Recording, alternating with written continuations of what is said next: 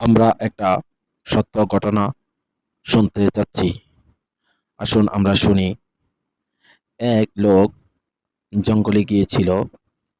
তো ওখানেই দেখতে পেলেন একটি শিয়ালের ২টি পা নেই। সে ২টি পা দিয়ে সামনে এগিয়ে যাচ্ছে। অর্থাৎ ৪টি পায়ের মধ্যে ২টি পা নেই। মানে ২টি পা ভেঙে গিয়েছে। ৪টির মধ্যে ২টি পা দিয়ে সে সামনে এগিয়ে যায়। এগিয়ে গিয়ে সে ওখান থেকে খাবার খেয়ে নেয়। আর ওখানে খাবার কে রেখেছে? বনের রাজা সিংহ বা বাঘ। একটি শিকার ধরেছে বাঘ, সেখান থেকে শিকারের খাবার খেয়ে রেখে গিয়েছে।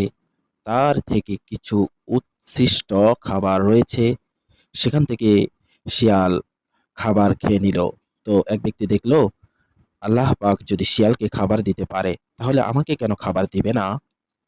সে ব্যক্তি বাসায় গিয়ে ১ দিন ২ দিন, ১ সপ্তাহ ১৫ দিন অথবা ৪০ দিনের মতো, না ১ মাসের মতো সে ঘরে বসে রইল। সে ভাবছে তার ঘরে খাবার এসে যাবে। তো সে আল্লাহকে বলতেছে, খাবার কেন আসে না? তখন আল্লাহ তাআলা বলেন, হে অমুক ব্যক্তি, আমি তোমাকে হাত দিয়েছি, তুমি হাত দ্বারা উছিলা করে কর্ম করে খাবার খেয়ে নেবে। কারণ ওই শিয়ালের ২টি পা, ৪টি পায়ের মধ্যে ২টি পা ছিল না। বাঘ শিকার করেছে, সিংহ শিকার করেছে।